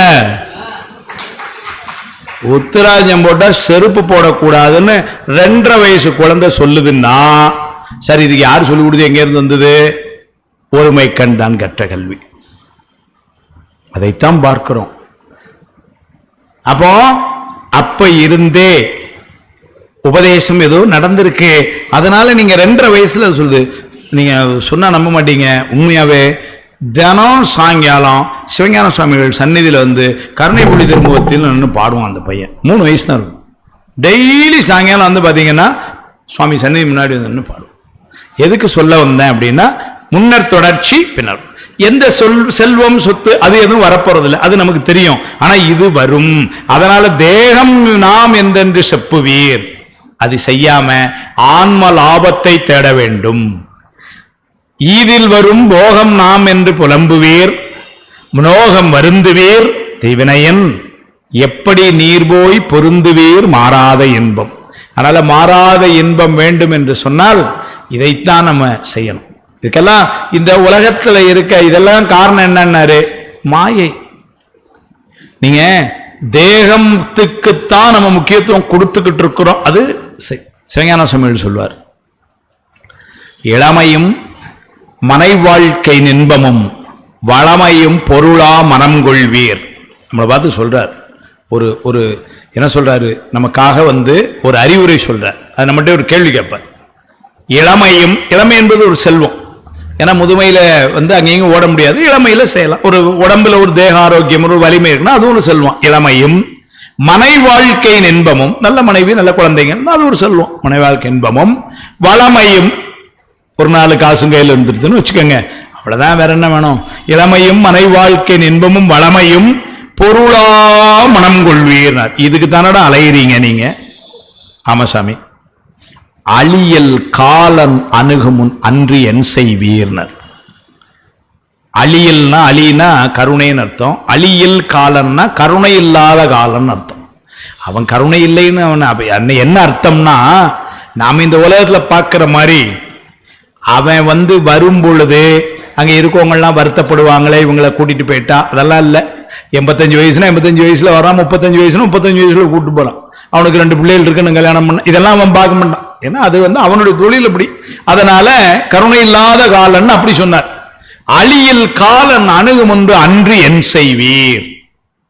இதுல நான் என்கிட்ட இளமை இருக்குன்னு அவன்கிட்ட சொல்ல முடியுமா? இல்லை என்னுடைய மனைவி மக்கள், என் பையன் யாருன்னு தெரியுமா உனக்கு அப்படின்னு அவன்கிட்ட பேச முடியுமா?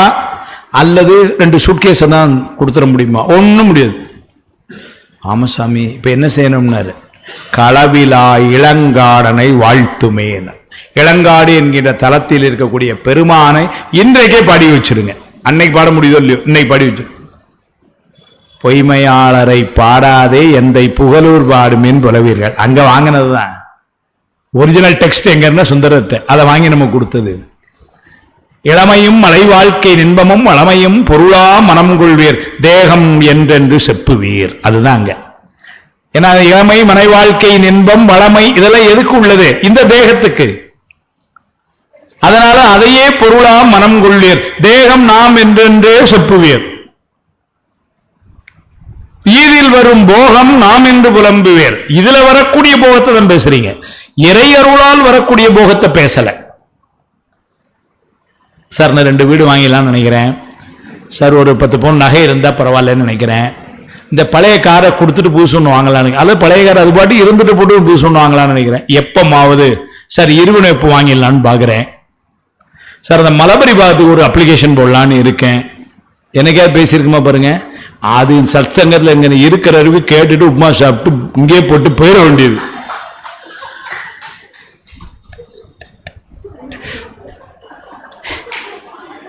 என்னையும் சேர்த்தான், யாரும் சேர்த்தேன். நான் நைட் பஸ் ஏறும் பொழுது, நைட்டு ட்ரெயின் ஏறும் பொழுது, அடுத்த மாசம் பார்த்துக்கலாம் மூடு அப்படின்ட்டு, அதானே உலகம்.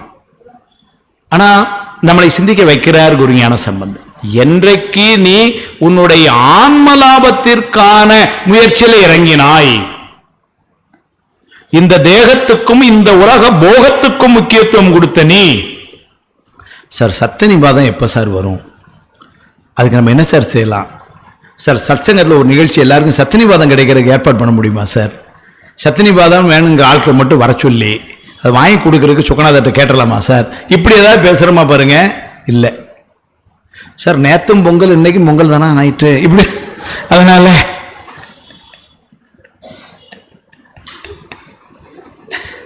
மன்னிக்கணும், நான் சும்மா இதுக்காக சொல்றேன், அதாவது யாரையும் இது பண்றதுக்காக சொல்ல. குருஞான சம்பந்தருடைய ஆதங்கம் எப்படி இருக்கு அதுக்காக தான் சொன்னேன். தேகம் நாம் என்றென்று செப்புவீர் திரும்ப என்று என்று 2 விட போட்டார். ஏன்னா அதை தானடா திரும்ப திரும்ப பேசுறீங்க நீங்க. தேகம் நாம் என்று செப்புவீர்ல, தேகம் நாம் என்றென்று செப்பீர். எங்க பார்த்தாலும் காலையில வாக்கிங் போல தான் பேசுறீங்க, மத்தியானம் ஸ்கூல்ல பிள்ளைய கூப்பிட போனாலும் அங்கே அதான் பேசிட்டு இருக்கிறீங்க, சாயங்காலம் பார்த்தாலும் ஒரு அம்மா பார்த்தா இன்னைக்கு என்ன டிஃபன் நைட்டு இதுதான் கேட்குது. அதுக்கு அந்த அம்மா போல் சொல்லு, அது வீட்டுக்காரர்கிட்ட தான் கேட்கணுங்க வந்து, ஏன்னா செய்யறவன்ட்ட தானே கேட்கணுங்க. அது இப்படி நாம பேசிக்கொண்டிருக்கிறோமே ஒழிய, போகம் நாம் என்று புலம்புவீர் நோக வருந்துவீர். அதனால இப்படி உலகத்துல இப்படி வருந்த வேண்டாண்டா, தீவினை நினைச்செல்லாம் நீர் போய் எப்படி பொருந்து மாறாத இன்பம் எப்படி பொருந்துவீர் அப்படின்னு நம்மளை ஒரு செயலை சொல்ல. ஏன்னா இதுக்கு ஒரு காரணம் என்னன்னா சித்தாந்த நுட்பம். இந்த அனுபவம் என்பது தேகத்துக்கு உரியது அல்ல என்று உணர வேண்டும். நாம் இந்த உலகத்திலே நாம் அனுபவித்துக் கொண்டிருப்பது உடலா உயிரான்னு ஒரு கேள்வி கேட்டோம்னு வச்சுக்கோங்களேன். எது அனுபவிக்குது? இந்த கூட்டத்தில் நான் ஒரு கேள்வி வைக்கிறேன். இப்போ நமக்கு ஏற்படுற இந்த உலக அனுபவம் ஏதோ ஒன்று, காபி சாப்பிட்டோம் நல்லா இருக்கு, இந்த அனுபவம் உடலுக்கா உயிருக்கா? உயிருக்கு தானே. உயிருக்கா உடலுக்கா? உயிருக்கு தான். இந்த அனுபவம் ஏற்படுது என்பதெல்லாம் உயிருக்கு தான். ஆனால் நாம் அதை உணராமல் உடலுக்கு என்று தவறாக புரிந்து கொள்ளுடைய விளைவுதான் தேகம் நாம் என்று செப்பிக் கொண்டிருக்கிறோம். ஏன்னா இந்த அனுபவம் எதற்கு என்பது சொன்னால் உயிருக்குரியது. ஆனா நம்ம பல நேரங்கள்ல நாம் என்ன நினைத்துக் கொண்டிருக்கிறோம்னா அது உடலுக்கு என்று எடுத்துக்கொண்டிருக்கிறோம்.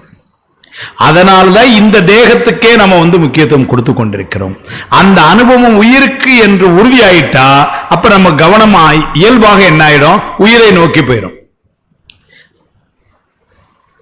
கல்வி சாலைகளிலே பயிலும் பொழுது, சித்தாந்த பாடசாலையிலே இந்த அனுபவம் உயிருக்கு என்று சொன்னாலும் கூட நிறைய நேரங்கள் நினைப்பு என்னவா இருக்குன்னா இந்த உடலுக்கே நினைத்துக் கொண்டிருக்கிறோம். நேற்று சாப்பிட்டா அது நல்லா இருந்தது, நேற்று காலில் ஒரு முள்ளு குத்தி உயிரே அப்படின்னு சொன்னாலும் அந்த உடல்ல ஏற்பட்ட அனுபவம் மாதிரி தான் அதை நினைத்து கொண்டிருக்கிறோம். அதனால உடலுக்கு முக்கியத்துவம் கொடுத்தோம். எப்போ அந்த அனுபவம் உயிருக்குன்னு தெரிஞ்சிட்டோ, அந்த புரிதல் வந்தாச்சுன்னா அதுக்கப்புறம் நம்ம கவனம் என்ன இருக்கும்னா உயிரை நோக்கி இருக்கும். அந்த உணர்வு நமக்கு வர்றதுக்குத்தான் இவர் என்ன பண்ணார்? தேகம் தேகம்னு அதுலயே இருக்காதீங்க அப்படின்னு சொன்னார். தேகத்திலேயே நீங்க இருக்காதீங்கன்னா என்ன அர்த்தம்? தேகத்தை தாங்கி நிற்கின்ற உயிர் மேல உங்க கவனம் இருக்கட்டும்னு அர்த்தம். அதைத்தான் சொல்ல தேகம் நாம் என்று சொப்பீர். அதனால மாறாத இன்பம் எப்படி நீர் பொருந்துவீர்? ஏன்னு சொன்னால் எதை கவனிக்கணுமோ அதை கவனிக்காம நீங்க அதனுடைய கருவியை கவனிச்சிருந்தீங்க. இப்போ எனக்கு கண்ணு சரியா தெரியல, கண்ணாடியை மட்டும் தொடச்சு தொடச்சு தொடச்சு போட்டே இருந்தேன்னு வச்சுக்கோங்களேன், இது கருவி. உடல் என்பது கருவி. உயிர் கண்ணு, இது இப்ப கருவி. எனக்கு கண்ணு தெரியலன்னு நான் மீண்டும் மீண்டும் இந்த கண்ணாடியே தொடச்சு போட்டுக்கிட்டு இருந்தேன்னா எப்படி சார் சரியா வரும்? நான் டாக்டர்கிட்ட போய் கண்ணல்லவா காட்ட வேண்டும். அது மாதிரி இந்த தேகத்துக்கு நான் முக்கியத்துவம் கொடுக்காம தேகத்தை வைத்து பயன்பெறுகின்ற உயிருக்கு முக்கியத்துவம் கொடுக்க ஆரம்பிச்சா நீர் மாறாத இன்பத்தை பொருந்துவீர். அதுதான் செய்தி. அதை குருஞான சம்பந்தர் சொல்லிட்டார். அடுத்த பாட்டுல தன்னை இழந்திடத்து தானே சுகவடிவாய் இன்னபடி என்றறியாய் எங்கோனும் பின்னமர நின்ற நிலை தானும் தெரியாதே நின்றவர்க்கு அன்றோ பிறப்பெருக்கலாம்னு. தன்னை இழந்திடத்தே இப்ப இதெல்லாம் சொன்ன உடனே இதெல்லாம் உணர்ந்து அதனால தன்னை இழந்து அப்படின்னா யான் எனது என்பது. தன்னை இழந்துன்னா யான் எனது என்பதனை இழந்து தானே சுகவடிவாய் இன்னபடி என்று அறியா. அப்ப இறை இந்த ஆணவமலத்தை எல்லாம் விட்டு நீங்கி யான் எனது என்பதை இப்ப நீங்க நான் இப்ப உடம்பு பத்தியே நினைக்கிறது இல்லை சார், எல்லாம் உயிர் பத்தி தான். ஆனால் இப்ப ரொம்ப மகிழ்ச்சியா இருக்கிறேன் அப்படின்னு அந்த நிலைக்கு உயர்ந்து சொல்றார். தன்னை இழந்திடத்தே தானே சுகவடிவாய் இன்னபடி என்று அறியா. இந்த சுகம் எப்படி இருக்குன்னு சொல்ல முடியல. இன்னபடி என்று அறியா எங்கோனோ பின்னமர நின்ற நிலை தானும் தெரியாதே நின்றவர்கள் கன்றோ பிறப்பெருக்கலாம். பின்னமர நின்ற நிலை, பின்னம்னா பிரித்து, பின்னமரன பிரியாமல். சுவாமி கூட நிற்கிறான். எது போல என்னாரு?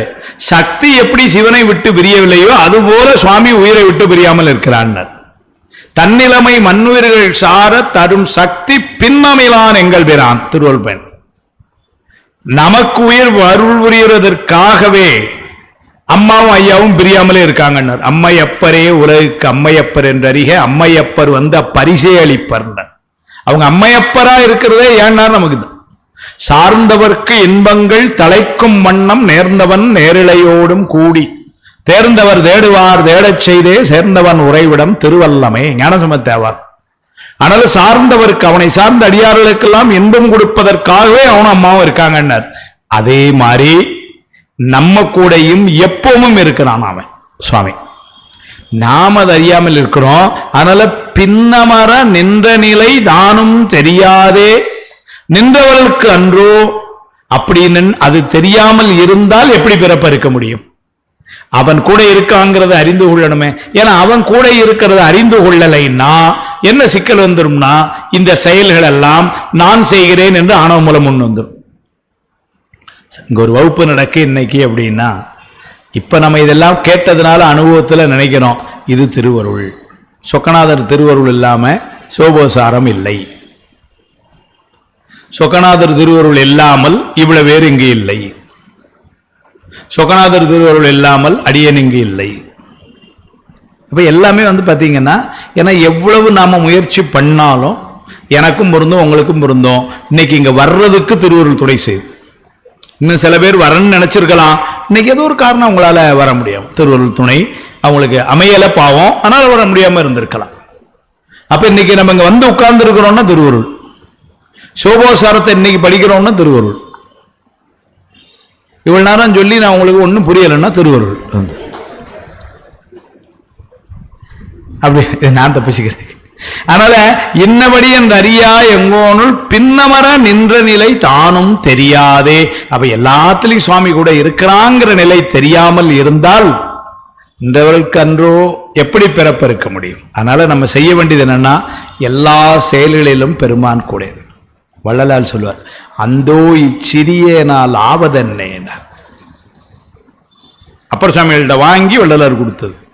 ஆட்டு வித்தால் ஆடாதாரு, நீ அடக்கு வித்தால் ஆறு ஒருவர் அடங்காதாரு இல்லைங்களா? ஏன்னா சுவாமி நீ செய்யறப்பா எங்க கையில் என்ன இருக்கு? என்னமோ நாங்க செய்யறோம் நாங்க செய்யறோம் ஒண்ணும் இல்லை. என் செயலால் ஆவது ஒன்றும் இல்லை என்றேன் என்றால் ஏதும் துயரில்லையே இந்த சூதை அறிகலையே பாமன் சுவாமிகள். அவர் அதான் அப்படியே அப்பர் சுவாமிகள் வாங்கி அவர் பின்னாடி தெளிவாக போட்டு போயிட்டார். பாட்டு வித்தால் பாடுகின்றேன், பணிவித்தால் பணிகின்றேன், பதியேன் என்னை கூட்டுவித்தால் கூடுகின்றேன், குலைவித்தால் குலைகின்றேன்கிற ஒரு குலைவு வர்றது கூட ரொம்ப மேன்மையான ஒரு நிலை. அதை எப்படி எளிமையா சொல்றாரு வள்ளலார்.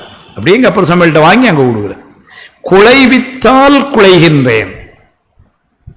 நீங்கள் எல்லா நாளும் நம்ம கோயில் போகிறோம், நான் பெரியவங்கள சொல்ல, இப்போ என்ன மாதிரி சின்ன பையங்களுக்கு ஒரு நாள் கோயில், எல்லாரும் கோயில் போயிட்டு நம்மளுடைய வெளியே வரோம். எல்லா நாளும் ஒரே மாதிரி அனுபவம் இருக்கான்னா இல்லை. நம்ம ஜெயலலிதா தல்வலிமை பொழுது பாடியில் வெளியே வந்துட்டோம், வெளியே வந்தாச்சு, சாமியை பார்த்தவங்க முன்னே வந்துட்டோம். ஏதோ ஒன்று ஒரு நாள் எப்படி ஆகுது சார், இன்னைக்கு மனசே இல்லை சார், இன்னைக்கு வெளியே வர ஜொலிக்கிறார் சார் பெருமான் அப்படின்னு வந்து பார்த்துக்கிட்டே என்னமோ சார் இன்னைக்கு வீட்டுக்கு வர்றதுக்கு மனசு, அங்கே உட்காந்துட்டேன் கொஞ்சம் நேரம் பாருங்களேன் வந்து அப்படி இப்படியே இருக்கு. எல்லா நாளும் இப்படி இருக்கான்னா இல்லை, ஒரு நாள் ஒரு மாதிரி. அப்போ பார்த்தீங்கன்னா அந்த குலைவும் வந்து எப்படின்னாரு, ஒரு நாள் குலைஞ்சுது, ஒரு நாள் குலைவு வரல. யாருனா அவன் செஞ்சு வைக்கிறான். குலைவித்தால் குலைகின்றேன், குறித்த ஊனை ஊட்டுவித்தால் உன். இந்த முதல் 4 வரி பெரியவங்களுக்கு சொன்னது. பாட்டுவித்தால் பாடுகின்றேன், பணிவித்தால் பணிகின்றேன். பணிவு வர்றதும் அவன் தான், சும்மா பணிவு வராது. அந்த பணிவு வர்றதும் சுவாமி செஞ்சு வைக்கிறான். பணிவித்தால் பணிகின்றேன், பதியே நின்னை கூட்டுவித்தால் கூடுகின்றேன். அவனை பற்றி ஒரு நினைப்பு வருது, அவன் தான் உதவி செய்யறான். அங்க போனதுக்கு அப்புறம் குலைவித்தால் குலைகின்றேன். இதெல்லாம் பெரியவங்களுக்கு. அப்புறம் என்ன மாதிரி குழந்தைகளுக்கு குறித்த ஊனை ஊட்டுவித்தால் உண்கின்றேன். இன்னைக்கு என்ன உணவுங்கிறது ஆல்ரெடி டிசைடடா, அதையும் அவன் ஊட்டி விடுறாங்கிறார். இல்லைன்னா சார் தாத்தா இட்லி எடுத்தாரு இப்படி சாஞ்சார் சார், அப்படி கூட வேண்டாம், சும்மா இப்படி வச்சுக்கோமே.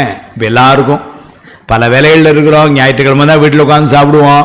ஏன்னா அம்மா அப்பா பிள்ளைகள் அது எல்லாம் உண்ணாருங்க, இல்லைன்னா எல்லாம் டப்பால போட்டு தூக்கிட்டு போகிற கேஸுகள். மத்தியானம் அன்னைக்கு தான் ஃப்ரீயாக சண்டே அவங்களுக்கு பிடிச்ச எல்லாம் செஞ்சு வச்சுருக்காங்க. சாப்பிட உட்காடுறேன், ஐயாட்ட இருந்து ஒரு ஃபோன் வருது, ஐயா கொஞ்சம் வந்துட்டு போக முடியுமா, ஒரு சின்ன வேலை. ஐயா உடனே வரேன், வந்தேன். இவர் அங்கே போகணும் அங்கே போகணுன்னாங்க. கடைசியில் வீட்டுக்கு போகும்போது மணி 4:30 மணி, ஒளிஞ்சு சாப்பாடு இன்னைக்கு. அப்போ குறித்த ஊனை அவன் ஊட்டலை அன்னைக்கு, ஊனுது. அதை பாமன் சாமியில் சொல்வார், இழந்து போகாத வாழ்வை ஈயும் முத்து ஐயனார் கைவேல் வழங்கு நல் ஊன் உண்ணும் போதுங்கிறார் முருகப்பெருமா. அங்க நிக்காமா, வழங்கு நல் ஊன் உண்ணும் போதும் ஆள் விளையாட்டின் போதும் பழஞ்சுடர் போற்றும் பாதம் பணிந்து நெஞ்சு அடக்கும் போதும் செழுங்குணத்தோடே காக்க திடமுடன் மயிலும் காக்க சண்முகோசம். அதனால குறித்த ஊனை ஊட்டுவித்தால் உண்கின்றேன். அடுத்த சொல்வார், உறங்குவித்தால் உறங்குகின்றேன். அருமையான சொல். ஏன்னா சில நேரங்களில் வயதானவர்களுக்கும் இருக்கும் அந்த அனுபவம், இளைஞர்களுக்கும் இருக்கும், இல்லைன்னு சொல்ல. சில நேரங்களில் என்னமோ சார் நேற்று ராத்திரி தூக்கமே வரல, கொசு கடிச்சுதான், அப்படிலாம் ஒன்றும் இல்லை. ஏன்னா ரொம்ப சவுண்ட் டிஸ்டர்ப் ஆகும், ரொம்ப அமைதியாக தான் இருந்தது. காற்று இல்லையோ, ஏசி ஓடிட்டு இருக்கு. அப்புறம் ஏன் தூங்கலைன்னாரு, என்னமோ தெரில போங்க, நான் தூக்கமே வரல, என்னமோ தெரில. இல்லை, உறங்குவித்தால் உறங்குகின்றேன். அப்ப நம்ம உறங்க வைக்கிறது யாரு? சுவாமி. அதனாலதான் என் வகுப்புல மத்தியானம் யார் உறங்கினாலும் நான் கேட்கறதே இல்லை. ஏன்னா சுவாமி உறங்க வைக்கிறது நீ யாரு போய் கேட்கறதுக்கு? நல்ல தூங்குங்க. அவ செய்யல நம்ம போய் கேட்கலாமா? அடுத்த ஒரு வார்த்தை சொல்லுவாரு, அவர் சொல்லலை, நம்ம சேர்த்துக்கணும். காலையில எழுப்புவித்தால் எழும்புகின்றேன், அவர் சொல்லலை. அதோட உறங்காமல் என்றும் ஆட்டுவித்தால் ஆடுகின்றேன். உறங்காமல் என்றும் அப்படி இருக்கு. சில நேரங்கள்ல தூங்கணும்னு நினைக்கிறோம், தூக்கம் வரல. சில நேரங்கள்ல படுத்து தூங்கி 4 நாள் ஆச்சு சார். மகளுக்கு கல்யாணம் வச்சிருக்கு, தூங்க முடியுமா? அதனால காலையில் அங்கே போறீங்க. நேற்று ராத்திரி 12:45 வீட்டுக்கு வந்து பத்திரிகை கொடுத்துட்டு ஐயா அப்புறம் 3:30 நம்ம கிளம்பி போயிடுவோம்னாங்க. அதுக்கப்புறமா நேற்று காலையில் சமயக்காரரை பார்த்து அட்வான்ஸ் கொடுத்துட்டு அதுக்கப்புறம் ராத்திரி வந்தேன். காலையில் வந்து சேரும்போது கிட்டத்தட்ட மணி 3:30, 5 மணிக்கு ஐயா வீட்டுக்கு வரேன்னு சொன்னேன். அப்புறம் கிளம்பி உடனே மூத்த கழிட்டு உடனே அங்கே குளிச்சுட்டு ஓடினேன். அப்படின்னு சொல்லி படுத்து தூங்கி 4 நாள் ஆச்சு போங்க அப்படிங்கிறோம். அப்படின்னு செய்யறான். சில நேரம் படுத்து தூக்கம் வராமலும் இருக்கு, சில நேரம் படுக்கிறதுக்கே நேரம் இல்லாமலும் ஓட்டமாவும் இருக்கு. யார் முடிவு பண்ணானார்? சொக்கநாதர் தான். உறங்காமல் என்றும் ஆட்டுவித்தால் ஆடுகின்றேன். கடைசியில் வார்த்தை சொன்னார், அந்தோ இச்சிறியேனால் ஆவதென்னே. என் கையில் என்ன பாருங்க, நான் உன்னை பாட்டு பாடுறதும் உன்னை படிக்கிறதும் உன்னை நினைப்பதும் நினைத்து குலைவதும் குறித்த உன்னை உண்பதும் உறங்குவதும் உறங்காமல் எங்கும் ஓடுவதும் எல்லாம் உன்னுடைய அருளை ஒழிய அடியேன் கையில் என்ன இருக்கு? இந்த நிலை உணர்வு வந்துவிட்டால் சித்தாந்த உண்மையா சொன்னா ஒன்றாயும் வேறாயும் இருக்கின்ற பெருமான் நாம் செய்கின்ற செயலில் எல்லாம் உடனாய் இருந்து அவன் செய்கிறான் என்கின்ற பெரிய நம்பிக்கை வந்துடும். இனிமே நம்ம செயல் ஒண்ணும் இல்லை, தைரியமா இருக்கலாம்.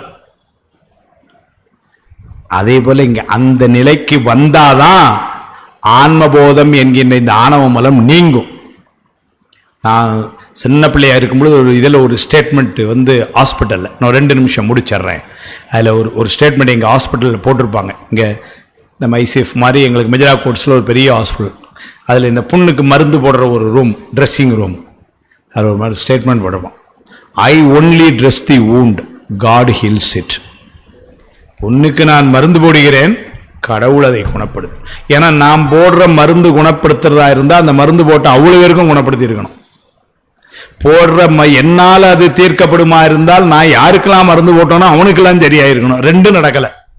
சில பேருக்கு 2 நாளில் சரியாயிருது, 20 நாள் ஆனாலும் சரியாகாமலும் இருக்கு. அப்போ மருந்து மேலே பிரச்சனையா? இல்லை. உன் மேலே பிரச்சனையா? இல்லை. என்ன அர்த்தம்னாரு சுவாமி, ஆனாலும் அங்கே போய் அப்ளிகேஷனை போடுங்க, மருந்து எங்கே கட்டிட்டு அங்கே போய் அப்ளிகேஷனை போட்டு போங்க, சரியாகும். ஐ only dress the wound, God heals it.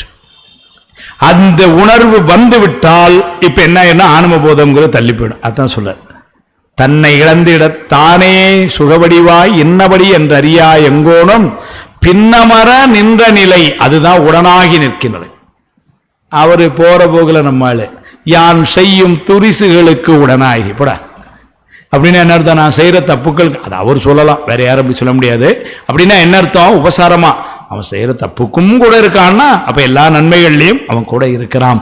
அதைத்தான் நின்ற நிலை தானும் பின்னவரா நின்ற நிலை தானும் தெரியாதே நின்றவர்களுக்கன்றோ பிறப்பறுக்கலாம். அவன் அப்படி கூட நிற்கிறாங்கிற இதை உணர்ந்து, இதுல ஒரு மேன்மை என்னன்னா, அவன் அப்படி கூட நிற்கிறான்ங்கிறத கூட நாம தனித்து நின்று உணரக்கூடாதுன்னாங்க. சுவாமி நம்ம கூட இருக்காங்கிறத சுவாமி என் கூட இருக்கான் அப்படின்னு சொல்லக்கூடாதான். அப்பன்னா சுவாமி வேற நாம வேற ஆயிட்டோமா? என்ன உயர்வுல பேசுறாங்க சுவாமி. இந்த உலகத்தை நம்ம சொல்லல, சொல்றதே என்ன சொல்ல சார், நான் செய்யல சார். அப்படி யார் செய்யறா? சுவாமி தான் சார் எல்லாம் என் கூட இருந்து செய்யறான். என் கூட இருந்து சாமி செய்யறான்னாலே போச்சான். அப்படின்னா என்ன அர்த்தம்? அது கூட இல்லாம அங்க அடங்கி நிக்கணுமா? முக்தி நிலையில் அதான் சொன்னார். இன்பம் தரும் பொருள் அவன் என்றும் இன்பம் பெரும் பொருள் நாம் என்றும் அவன் தருவது இன்பம் என்றும் மூன்றையும் தனித்தறியாத நிலையில் அவனுள் அடங்கினர். அப்படி நிக்கணுமா? அப்படி நின்னா பிறப்பறுக்கலாம், இல்லைன்னா எப்படி பிறப்பறுக்கலாம் அப்படின்ட்டு போயிட்டார். அதனால குருஞான சம்பந்தர் அந்த உயர்ந்த நிலையிலே தன்னுடைய குருநாதர் தனக்கு உணர்த்திய அந்த வழிகளில் முக்தி இன்பத்தை பெறுதல் என்று சொன்னால் இந்த கருவிகரணங்களை விட்டு நீங்க வேண்டும் என்றும், அந்த கருவிகரணங்களாம் சடப்பொருளாய் இருந்தாலும் இந்த அறிவுக்கு துணையாய் நிற்கிறது என்றும், அவ்வாறு துணை இந்த அறிவுடைய பொருளுக்கு அந்த சடமாய பொருள் துணையாய் நிற்பதற்கு இறைவன் பொருத்துகிறான் என்றும், அந்த கருணையை வியந்து அவனுடைய திருவருடைய துணை என்றும், யான் எனது என்கின்ற ஆன்மபோதம் நீங்கி எல்லாம் அவன் என்று நின்றால் பிறப்பறுக்கலாம் என்பதுதான் இன்றைய சிவோசார செய்தி என்று சொல்லி, இது யாரும் துணையாயிருந்த திருவருளுக்கும் குருவருளுக்கும் இந்த மன்றத்தினுடைய தலைவர்களுடைய பெருமக்களுக்கும் கலந்து சிறப்பித்த உங்கள் எல்லோருக்கும் என்னுடைய அன்பையும் நன்றியும் சொல்லி, அடுத்த மாதம் திருவிசைப்பா சிவோசார சிந்தனையிலே தொடர்ந்து சிந்திப்போம். திருச்சிற்றம்பலம்.